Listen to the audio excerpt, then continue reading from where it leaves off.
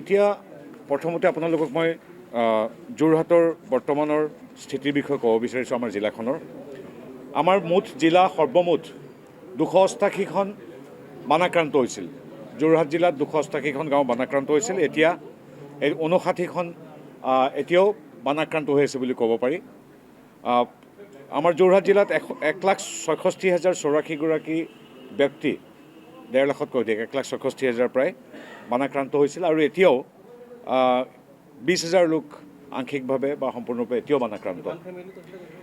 Total village affected 288 আছিল মুঠ, এতিয়া 59।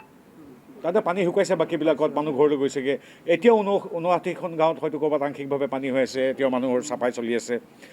টোটেল আমাৰ জিলাখনত 1,66,084গৰাকী ব্যক্তি বানাক্ৰান্ত হৈছিল আৰু আজিৰ তাৰিখত এতিয়াও 20,209গৰাকী বানাক্ৰান্ত হৈ আছে। 1,66,084জন, 1,66,084। তাৰপিছত আমাৰ 7,277 হেক্টৰ ভূমি, কৃষিভূমি বানৰ পৰা সম্পূৰ্ণৰূপে মানে বিধ্বস্ত হৈ গৈছিল। 7,277 হেক্টৰ, 7,276 হেক্টৰ। আৰু এতিয়াও পানীৰ তলত প্ৰায় 377 হেক্টৰ মাটি এতিয়াও আছে পানীৰ তলত।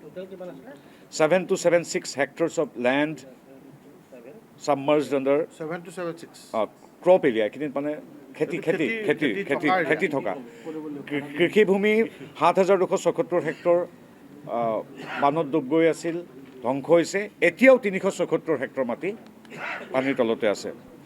আপোনালোকে জানে আমাৰ জিলাখনত ৰিলিফ কেম্প আছিল 37টা, আৰু এতিয়া আমাৰ জিলাত 6টা ৰিলিফ কেম্প এতিয়াও চলি আছে। 37টা ৰিলিফ কেম্পৰ 6টা এতিয়াও চলি আছে।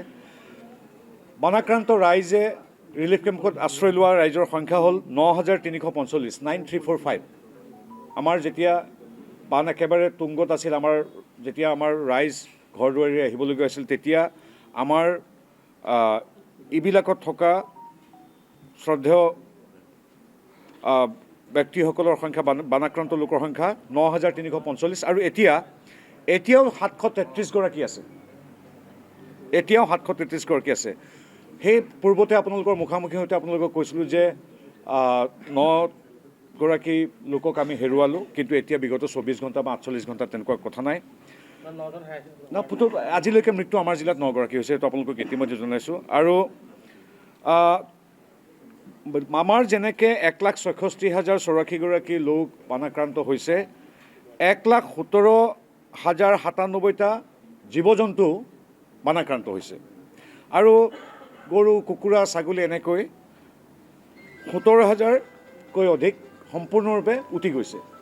এতিয়া কথা হ'ল এইবিলাকৰ এছেছমেণ্ট আজিৰ পৰা মুখ্যমন্ত্ৰীৰ নিৰ্দেশ অনুযায়ী বিভিন্ন ঠাইত চলি আছে। য'ত হৈছে তেওঁলোকে যাৰ ঘৰত হৈছে যাব। গতিকে এই সংখ্যা আৰু ইফালে বৃদ্ধি হোৱাৰ প্ৰবল সম্ভাৱনা আছে।